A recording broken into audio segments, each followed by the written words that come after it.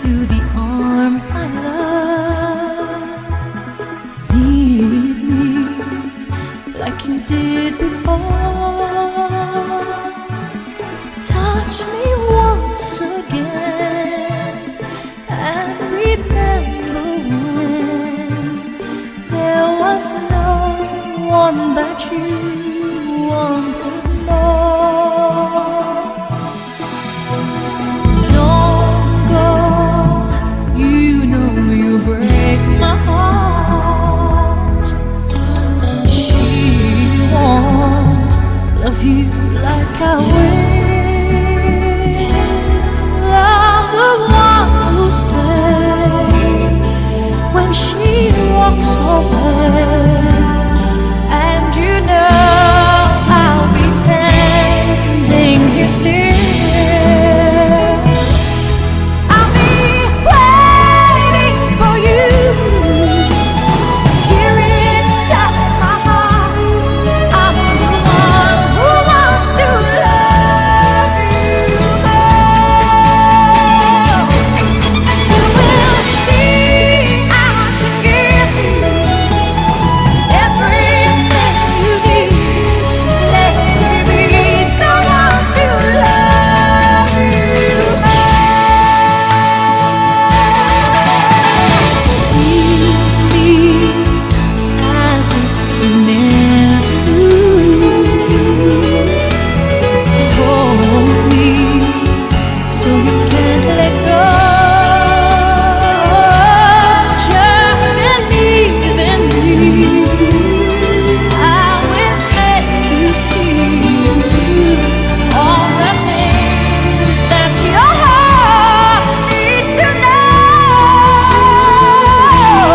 I'll be waiting for you here inside my heart. I'm the one who wants to love you more. You will see I can give you everything you need. Let me be the one to love you more. Somewhere all the love that we have can be saved. Whatever it takes, we'll find a way.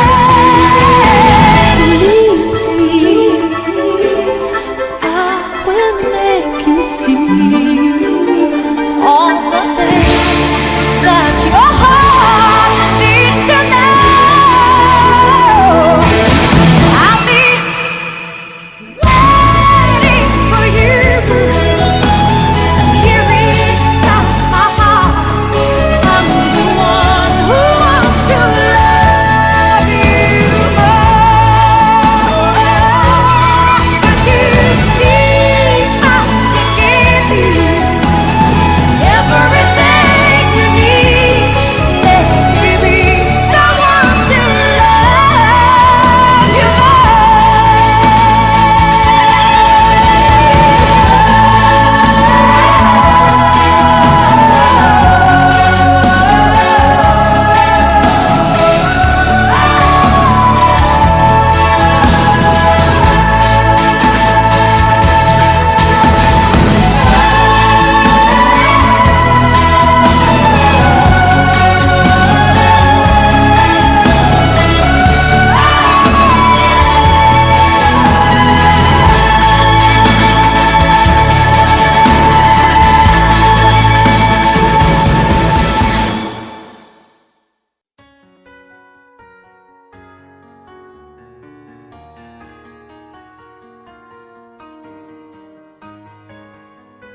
Thoughts and Poems 98, Sex and the Sabbath Part 41, I'll Know Better What to Do, Lynden, Sharon's Son 01, Part 12.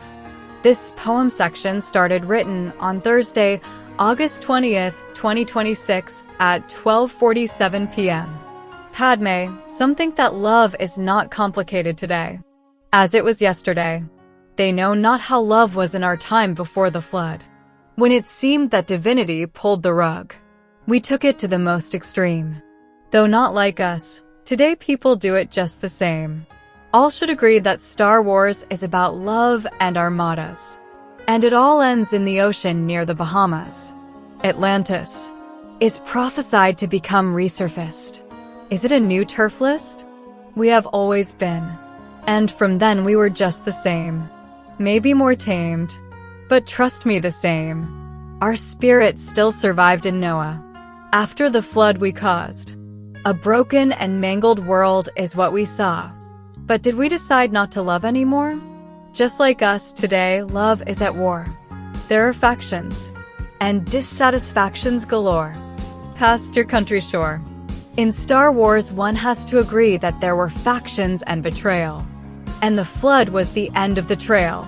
Because we could not get along, we were destroyed strong. The destruction did not last long, though for 40 days we struggled with terrors because of wrong. We were not destroyed because God could not love us, but because we did not love each other. Every man said to his fellow, "Why bother? You're not my brother."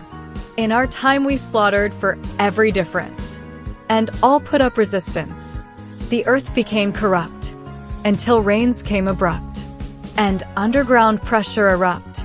No, Padme, do you remember? We all died because every man dismembered. We were the age of love, but also confusion, and we could not determine the right infusion. We were the age of love, but we did the most fighting. It was the age of Aries and lightning, and he taught us fighting.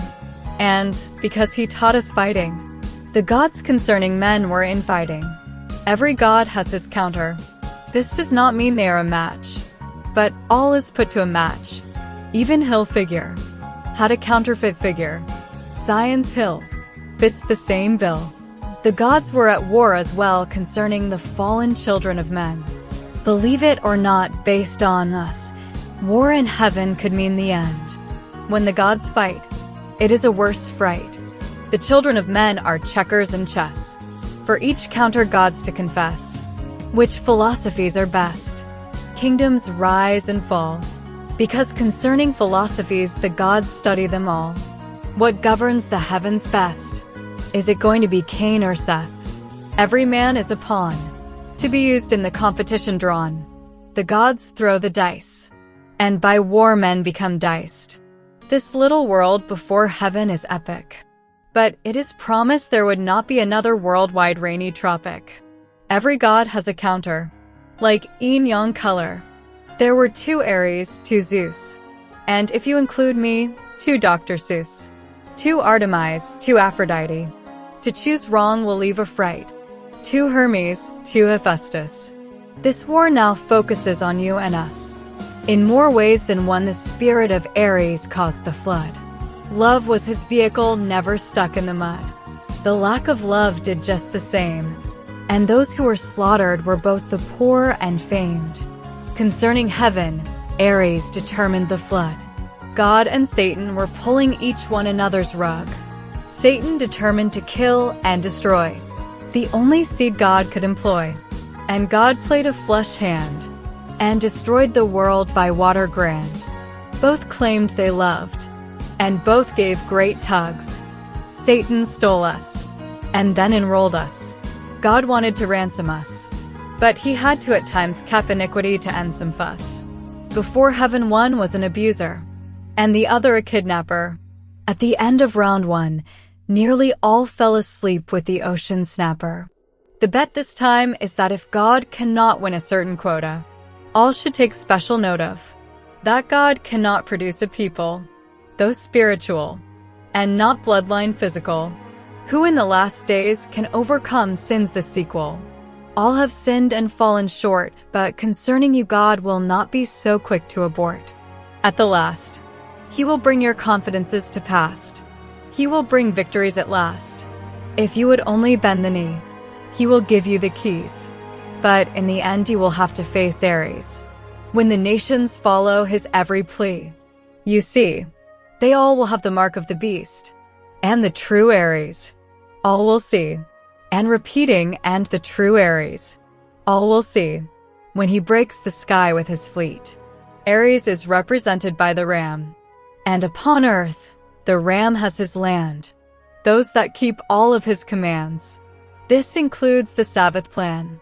There are 2 Aries, warrior god, and 2 Aries, resident of symbolized Zion. Both destroy, swear in the eyes of all they annoy. But each have their people, despite many steeples. Before, there was water, but soon there would be fire. Such messages are dire. The grave mounts higher. Here is a bit of the story of the first wrath that has long passed. Quotes from Patriarchs and Prophets by Ellen White. Quote taken from Chapter 8 after the flood. The entire surface of the earth was changed at the flood. A third dreadful curse rested upon it in consequence of sin. As the water began to subside, the hills and mountains were surrounded by a vast, turbid sea. Everywhere were strewn the dead bodies of men and beasts. The Lord would not permit these to remain to decompose and pollute the air. Therefore he made of the earth a vast burial ground. A violent wind, which was caused to blow for the purpose of drying up the waters, moved them with great force, in some instances even carrying away the tops of the mountains and heaping up trees, rocks, and earth above the bodies of the dead. By the same means the silver and gold, the choice wood and precious stones, which had enriched and adorned the world for flood, and which the inhabitants had idolized, were concealed from the sight in search of men. The violent action of the waters piling earth and rocks upon these treasures, and in some cases even forming mountains above them. God saw that the more he enriched and prospered sinful men, the more they would corrupt their ways before him. The treasures that should have led them to glorify the bountiful giver had been worshipped, while God had been dishonored and despised. The earth presented an appearance of confusion and desolation impossible to describe. The mountains, once so beautiful in their perfect symmetry, had become broken and irregular. Stones, ledges, and ragged rocks were now scattered upon the surface of the earth. In many places hills and mountains had disappeared, leaving no trace where they once stood, and plains had given place to mountain ranges. These changes were more marked in some places than in others, where once had been earth's richest treasures of gold, silver, and precious stones, were seen the heaviest marks of the curse, and upon countries that were not inhabited, and those where there had been the least crime, the curse rested more lightly. At this time immense forests were buried. These have since been changed to coal, forming the extensive coal beds that now exist, and also yielding large quantities of oil. The coal and oil frequently ignite and burn beneath the surface of the earth. Thus rocks are heated, limestone is burned, and iron or melted. The action of the water upon the lime adds fury to the intense heat, and causes earthquakes, volcanoes, and fiery issues. As the fire and water come in contact with ledges of rock and ore, there are heavy explosions underground, which sound like muffled thunder. The air is hot and suffocating. Volcanic eruptions follow, and these often fail to give sufficient vent to the heated elements. The earth itself is convulsed. The ground heaves and swells like the waves of the sea. Great fissures appear, and sometimes cities, villages, and burning mountains are swallowed up. These wonderful manifestations will be more and more frequent and terrible just before the second coming of Christ and the end of the world, as signs of its speedy destruction. The depths of the earth are the Lord's arsenal, whence were drawn weapons to be employed in the destruction of the old world. Waters gushing from the earth united with the waters from heaven to accomplish the work of desolation. Since the flood, fire as well as water has been God's agent to destroy very wicked cities. These judgments are sent that those who lightly regard God's law and trample upon his authority may be led to tremble before his power and confess his just sovereignty. As men have beheld burning mountains pouring forth fire and flames and torrents of melted ore, drying up rivers, overwhelming populous cities, and everywhere spreading ruin and desolation, the stoutest heart has been filled with terror, and infidels and blasphemers have been constrained to acknowledge the infinite power of God, said the prophets of old, referring to scenes like these. O that thou wouldest rend the heavens, that thou wouldest come down, that the mountains might flow down at thy presence, as when the melting fire burneth.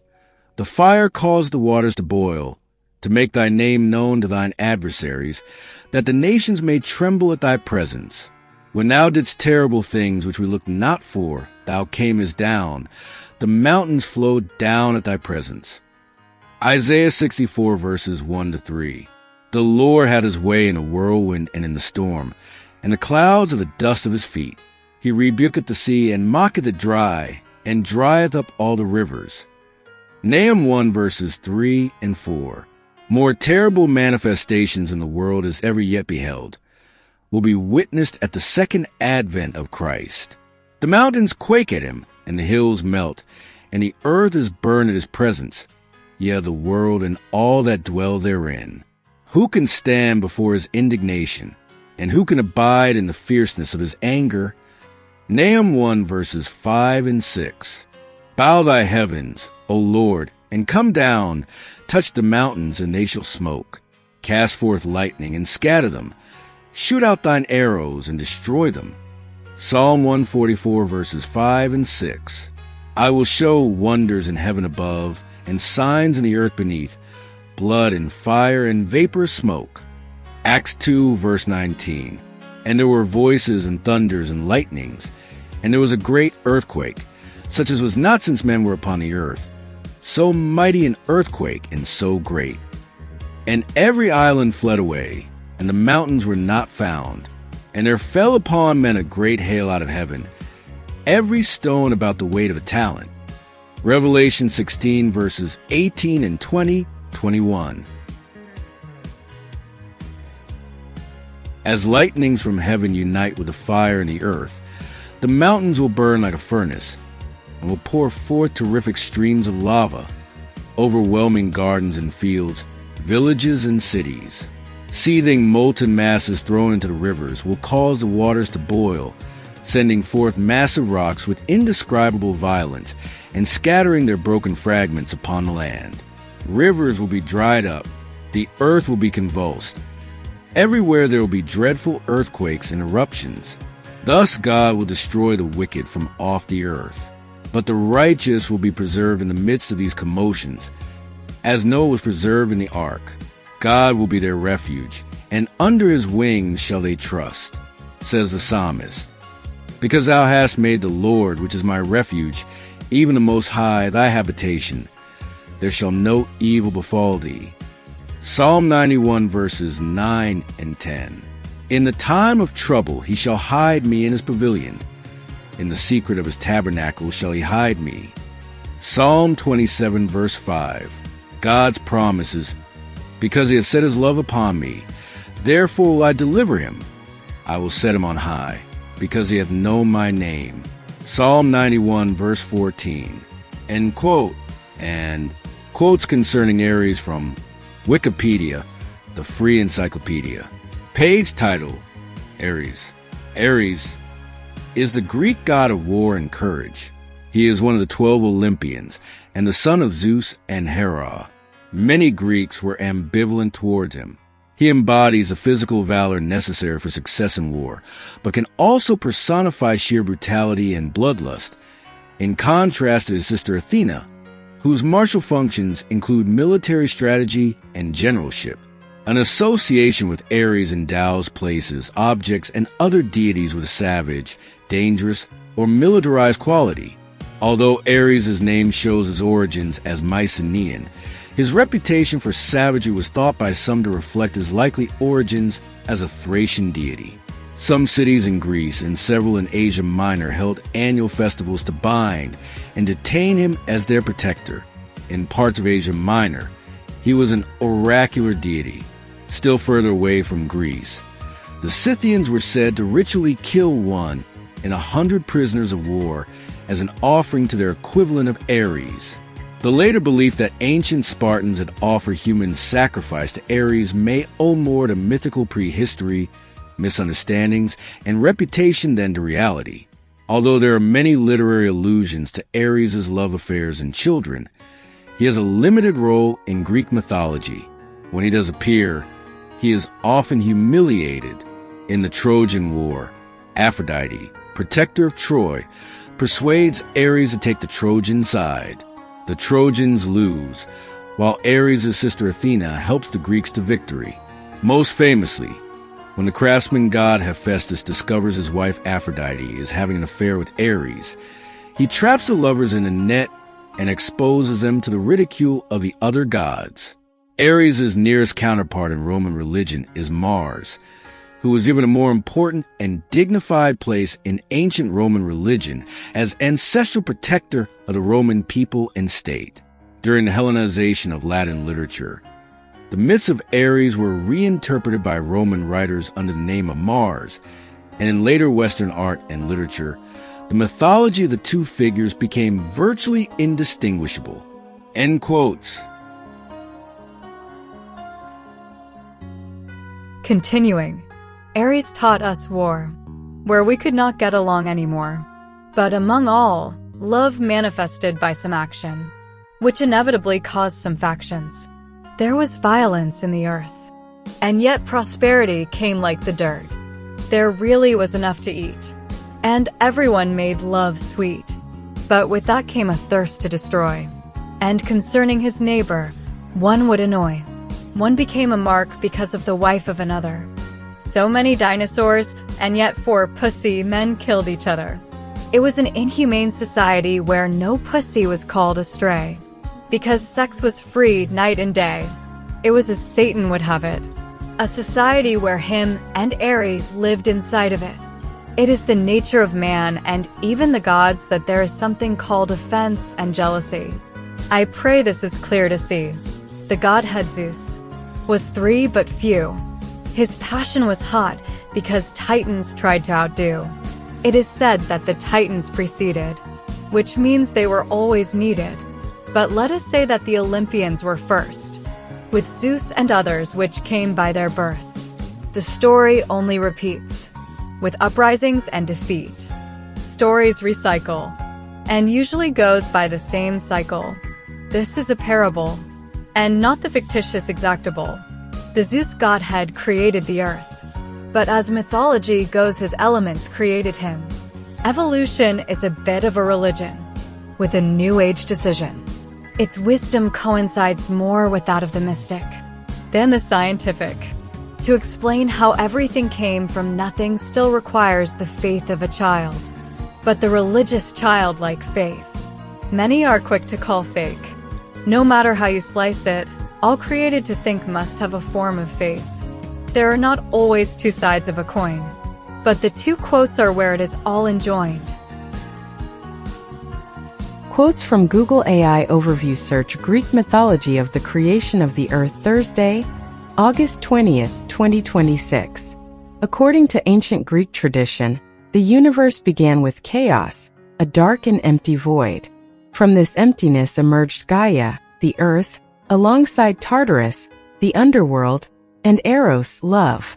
Gaia then gave birth to Uranus, the sky, and their union produced the first generation of giant deities called the Titans. The first beings, chaos, the blank, bottomless space at the start of everything.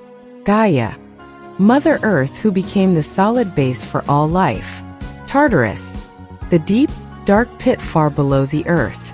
Eros, the force of desire that allowed new beings to mate and create. Earth and sky. Gaia brought forth Uranus, the sky, by herself. Uranus covered Gaia completely and became her mate.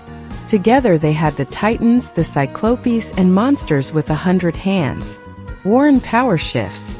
Uranus hated his children and hid them deep inside the earth. And alternatively, quotes from Google AI Overview. Search Biblical account of the creation of the earth. Thursday, August 20th, 2026. In the book of Genesis, God creates the universe and all life in 6 days, speaking everything into existence out of darkness and a formless void. He evaluates each step as good, creates humans in his image, and rests on the 7th day. The 6 days of creation. Day 1. God makes light and separates it from the darkness, creating day and night. Day 2. God creates an expanse, the sky, to separate the waters above from the waters below. Day 3. God gathers the lower waters into seas, makes dry land appear, and causes plants and trees to grow. Day 4.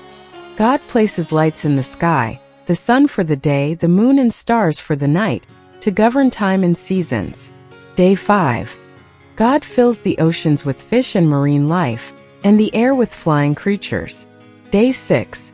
God makes land animals, livestock, and creeping things, then creates mankind, male and female, in his own image to care for the earth. The 7th day. Day 7, the Sabbath. God finishes his work, stops creating, rests, and blesses this day as holy. End quotes. But I tend to go astray myself. Let me come back to the shelf. Where was I? About how men were killing themselves from the beginning, from the start to the finishing, for female winning. Like I said, there were factions that had different reactions. Just like today, the earth was corrupt, and many died because they fell out of luck.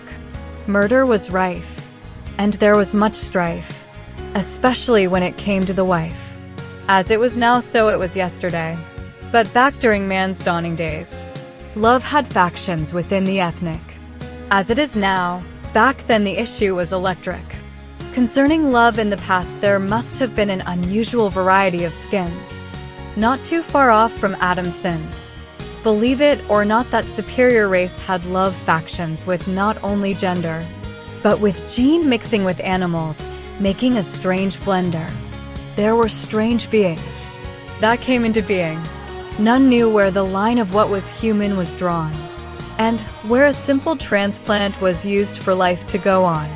Like men were confused with abortion, the life of the genetically modified was a confusion that defied. Back then it was more chronic. However, today concerning that track we are on it.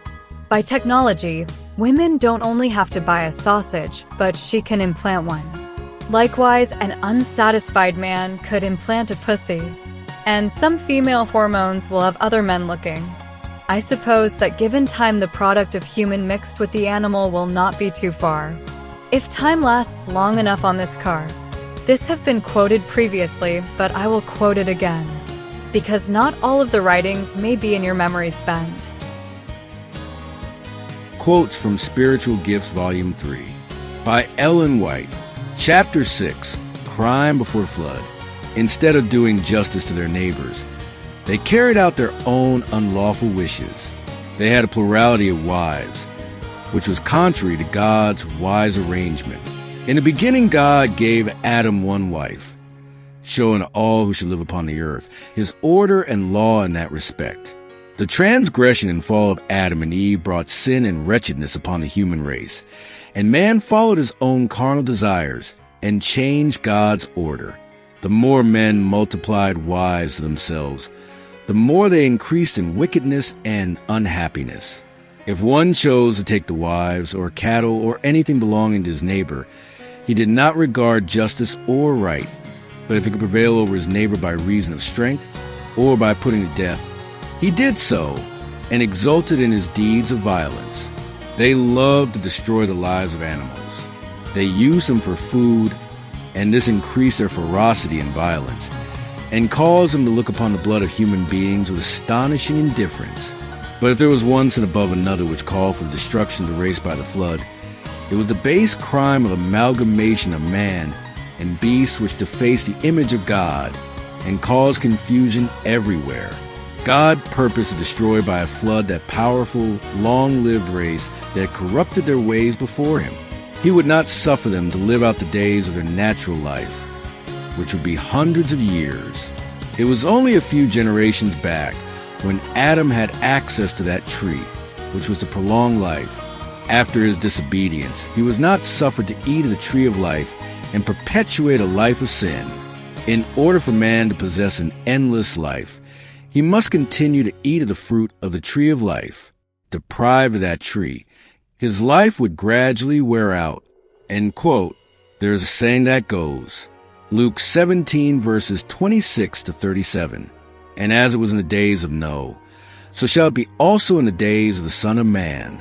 They did eat, they drank, they married wives, They were given in marriage until the day that Noah entered into the ark, and the flood came and destroyed them all. Likewise also as it was in the days of Lot. They did eat, they drank, they bought, they sold, they planted, they builded. But the same day that Lot went out of Sodom, it rained fire and brimstone from heaven and destroyed them all. Even thus shall it be in the day when the Son of Man is revealed. In that day he which shall be upon the housetop, and his stuff in the house, let him not come down to take it away. And he that is in the field, let him likewise not return back. Remember Lot's wife. Whosoever shall seek to save his life shall lose it, and whosoever shall lose his life shall preserve it. I tell you, in that night there shall be 2 men in one bed. The one shall be taken, and the other shall be left. 2 women shall be grinding together. The one shall be taken, and the other left. 2 men shall be in the field. The one shall be taken, and the other left. And they answered and said unto him, Where, Lord? And he said unto them, Wheresoever the body is, thither will the eagles be gathered together. End quote. Continuing, love definitely was separated by religious factions, where one sect would eliminate the other because they were the elect. No disrespect. There was an elect. It was the commandment-keeping line of Seth, from which Noah became Set. But you could ask the question or entertain the notion that Noah's preaching was not effective potion. What gives that notion? Only his family was saved, because the world called him a knave. Hence few were saved. Well, none, if about it you will disbehave. He was to save the world. But today they are all a lost pearl, at the bottom where lies Atlantis, where they no longer clamor. Because of this, no longer clamoring to hear the truth, because they now live in me and you. There is a notion of fire and ice, where our cancers and poles delight. They now help the world go round, and yet things are not sound. It still equates to water and fire, but fire rise higher. The old is always followed by the new. Any can be a phoenix too. Things are about to die.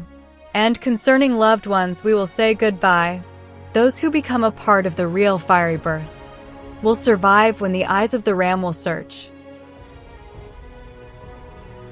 Quotes from The Great Controversy by Ellen White. Quotes taken from Chapter 40, God's People Delivered. The voice of God is heard from heaven, declaring the day and hour of Jesus' coming, and delivering the everlasting covenant to his people. Like peals of loudest thunder his words roll through the earth. The Israel of God stand listening, with their eyes fixed upward. Their countenances are lighted up with his glory, and shine as did the face of Moses when he came down from Sinai. The wicked cannot look upon them. And when the blessing is pronounced on those who have honored God by keeping his Sabbath holy, there is a mighty shout of victory.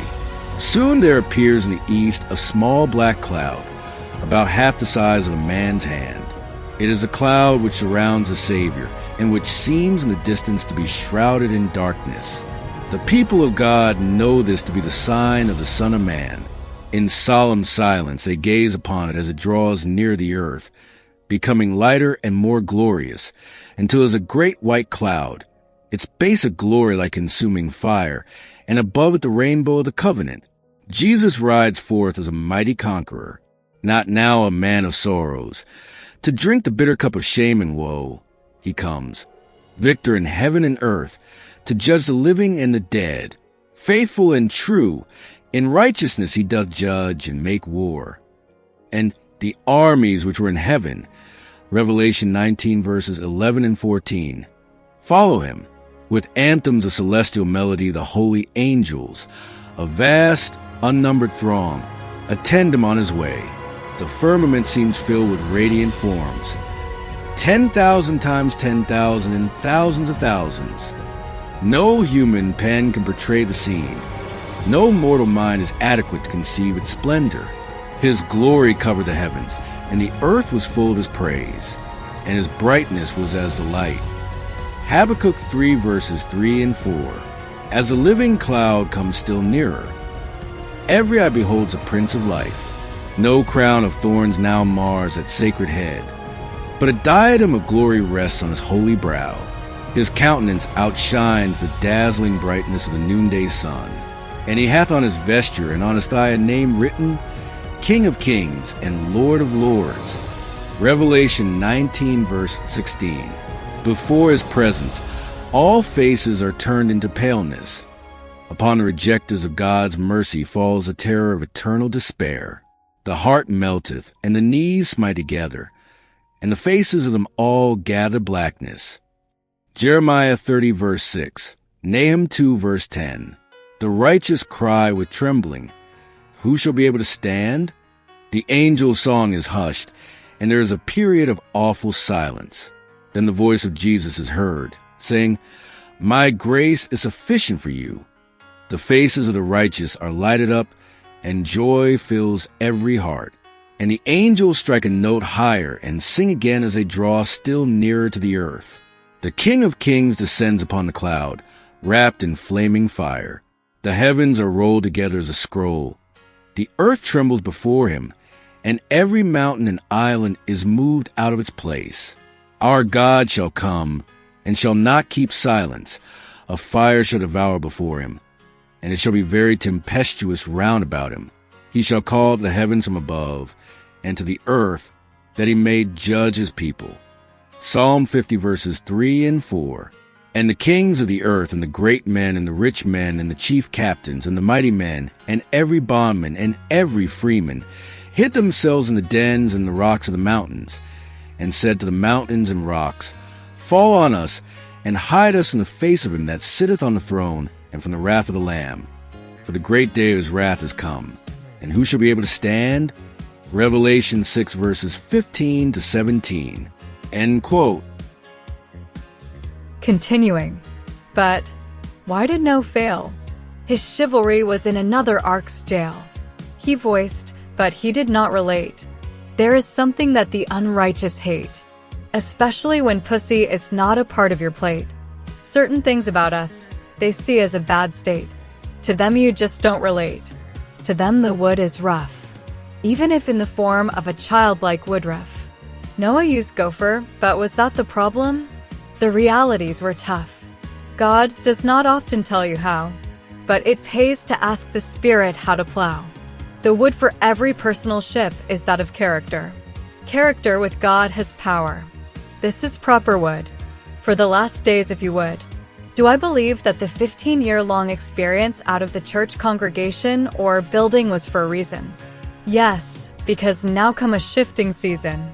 Men who used to know me may say that I have changed. But to me, my character is still the same. There is something underneath. That is still me, even though they may disagree. Would I be the man I now am if I never left the congregation? The answer is no, because there would have been hesitations. I believe that I was taken away to later arrive at a new day, or at least to herald it, to prepare men for a coming shift. I have different eyes than I used to have before, though some may say I am not so holy anymore. But a proper translation would be that I don't play church. To talk about your pussy hurts. Be honest, we have lost the power to obey. And my rebuke is not okay, but maybe it is what the Spirit says. Not that I am a prophet, but I bet the majority of them were uncultured, and those around them see them as poor. If it fits, resist the Spirit no more, else you enter the wrong door. But I only began touched bases on the different love issues, and I never went in depth concerning its misuse, or abuse, or if there should be truce. You may ask, what is my comment on at least one issue? Time is gone, so I would have to finish it another time.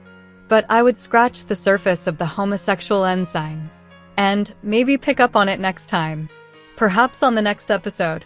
But I will say that even though I am not homosexual, I do not hate them and even seem to be bilateral. I believe that especially as a Christian one should even love what they call a fag. This is no lie. I think that the Lord requires it. Even though his preference, we may not be in love with it. But what about from the pulpit? A minister has a right to voice biblical doctrine. but he does not have to write to incite undue hate. He is obligated to voice his point from Scripture, but never to use it to a heavy off-center. There was a time when I was a bit homophobic, but in the next article I will tell you about it.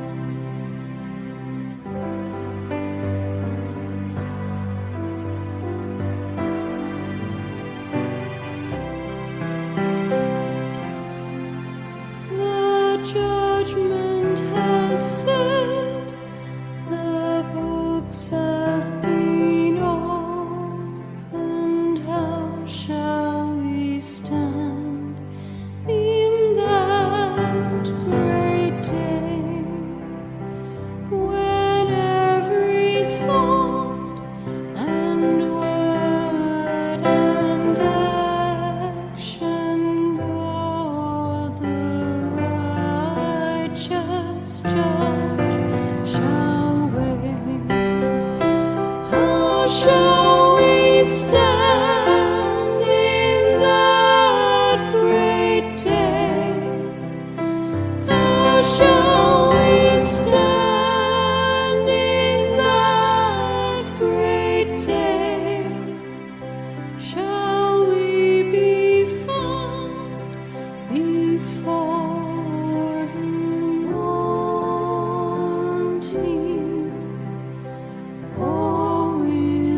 Sins all washed away.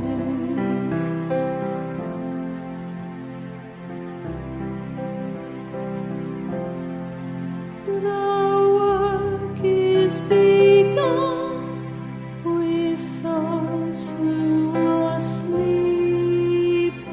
Soon will the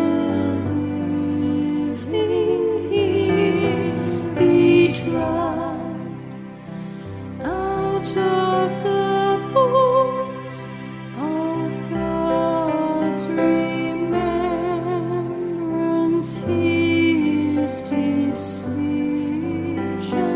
to abide. How shall we stand in that great day? How shall we stand?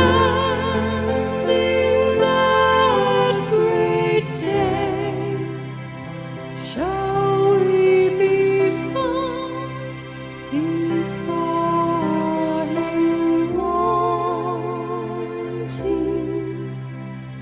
Oh, with our sins all washed away.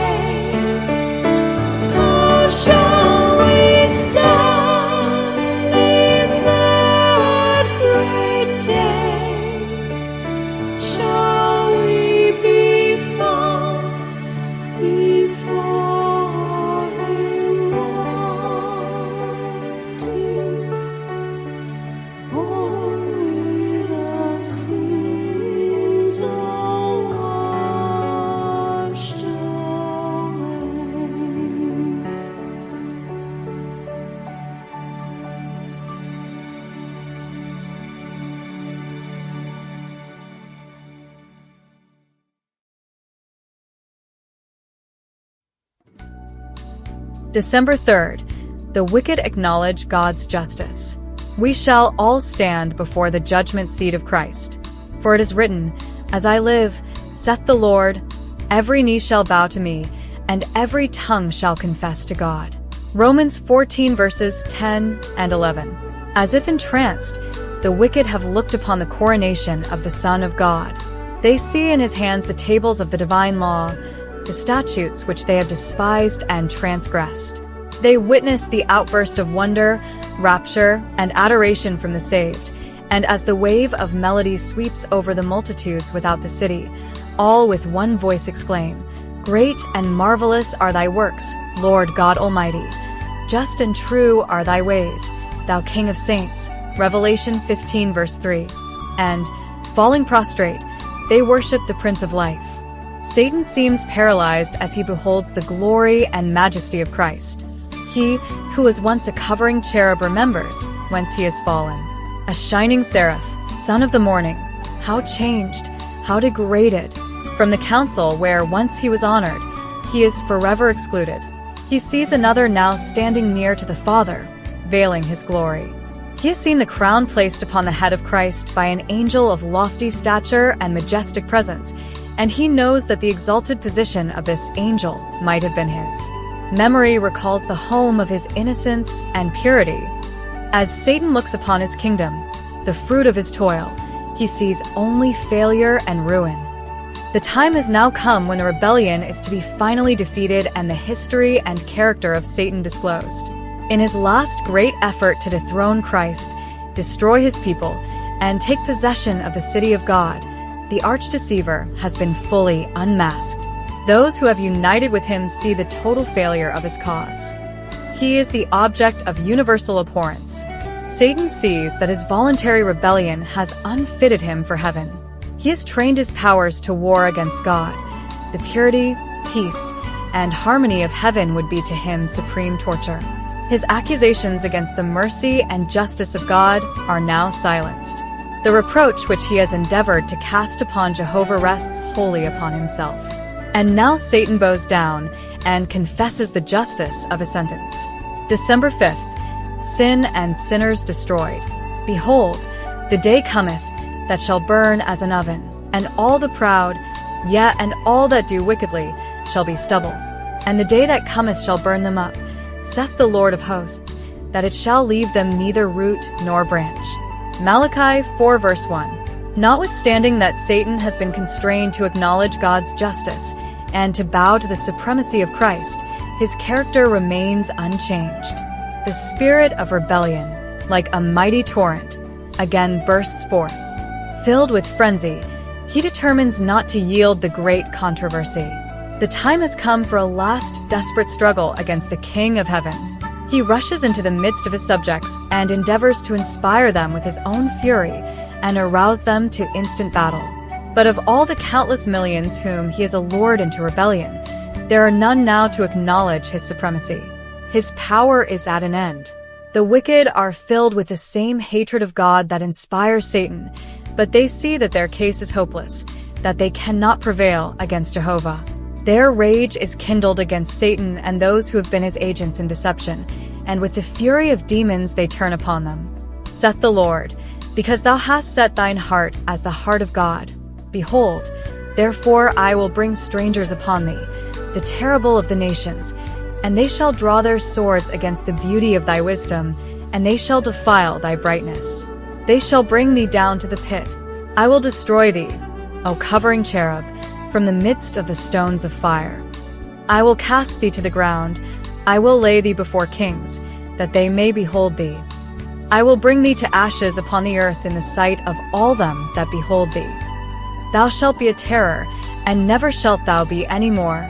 Ezekiel 28 verses 6 to 8, 16 to 19. Fire comes down from God out of heaven. The earth is broken up. The weapons concealed in its depths are drawn forth. Devouring flames burst from every yawning chasm. The very rocks are on fire. The day has come that shall burn as an oven. The elements melt with fervent heat, the earth also, and the works that are therein are burned up. December 9th.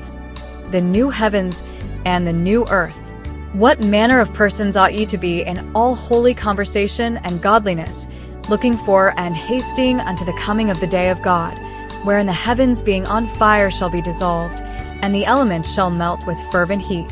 Nevertheless we, according to his promise, look for new heavens and a new earth, wherein dwelleth righteousness.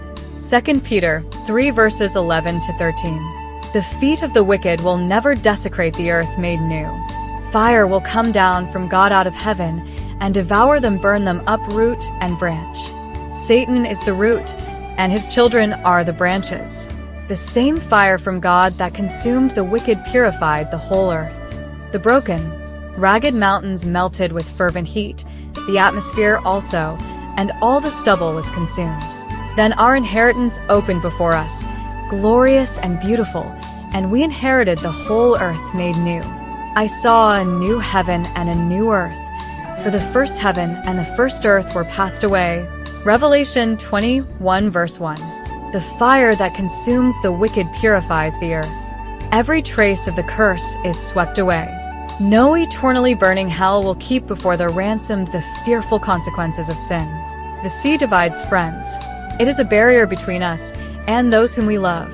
Our associations are broken up by the broad, fathomless ocean. In the new earth there will be no more sea, and there shall pass there no galley with oars. In the past many who have loved and served God have been bound by chains to their seats in galleys, compelled to serve the purpose of cruel, hard-hearted men. The Lord has looked upon their suffering in sympathy and compassion. Thank God, in the earth made new there will be no fierce torrents, no engulfing ocean, no restless, murmuring waves. Let all that is beautiful in our earthly home remind us of the crystal river and green fields, the waving trees and the living fountains, the shining city and the white-robed singers, of our heavenly home, that world of beauty which no artist can picture, no mortal tongue describe. Eye hath not seen, nor ear heard, neither have entered into the heart of man, the things which God hath prepared for them that love him.